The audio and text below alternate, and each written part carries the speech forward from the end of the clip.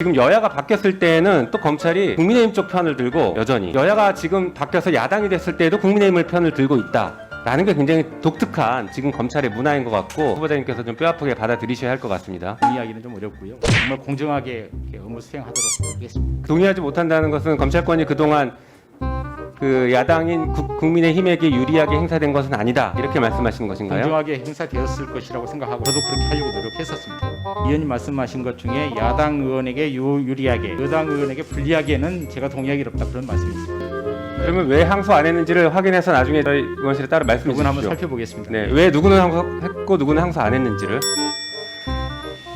저 후보자님 일단 검찰총장 후보 지명 축하드리고요. 그동안에 일을 해오신 것을 보면은 자질과 능력에 대해서는 충분히 갖추고 계시다라고 좀 높게 평가할 수 있을 것 같습니다.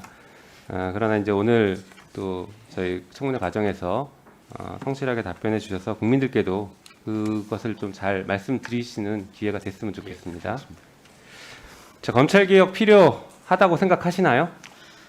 당연히 필요하다고 생각하고요. 그래서 제도개혁이 이루어졌다 생각하고 있습니다. 네, 검찰개혁 왜 필요하다고 생각하십니까? 짧게 말씀해 주시죠. 국민 중심으로 가지 못한 부분에 대한 반성, 국민 신뢰를 잃었던 부분, 공정성 논란 세 가지가 있을 것 같습니다. 검찰의 제19 감싸기 문제도 심각했죠.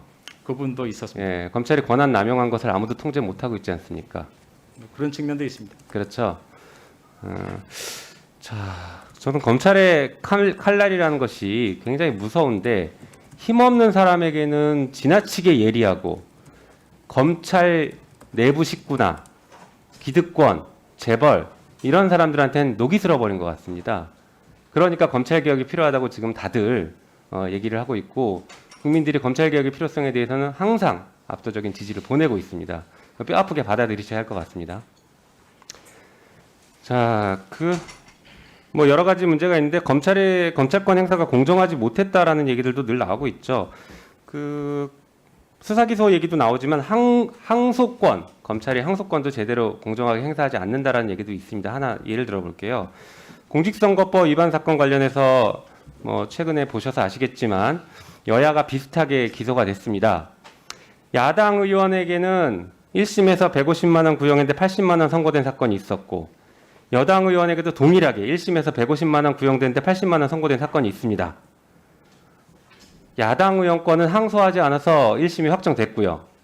여당 의원 사건은 항소해서 항소심까지 올라가서 항소심에서 여전히 다시 80만 원이 선고된 사건이 있습니다.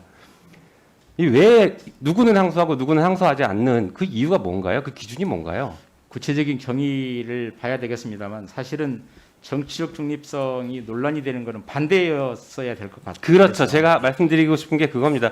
근데 이게 지금 여야가 바뀌었을 때는 또 검찰이 국민의힘 쪽 편을 들고 여전히 여야가 지금 바뀌어서 야당이 됐을 때에도 국민의힘 편을 들고 있다라는 게 굉장히 독특한 지금 검찰의 문화인 것 같고 국민들이 바라보는 검찰의 잘못된 지점이다 이렇게 생각을 하고 있습니다. 그 부분도 후보자님께서 좀 뼈아프게 받아들이셔야 할 것 같습니다. 그 부분은 뭐 제가 죄송합니다. 동의하기는 좀 어렵고요. 정말 공정하게 업무 수행하도록 하겠습니다. 동의하지 못한다는 것은 검찰권이 그동안 야당인 국민의힘에게 유리하게 행사된 것은 아니다 이렇게 말씀하시는 것인가요? 공정하게 행사되었을 것이라고 생각하고 저도 그렇게 하려고 노력했었습니다.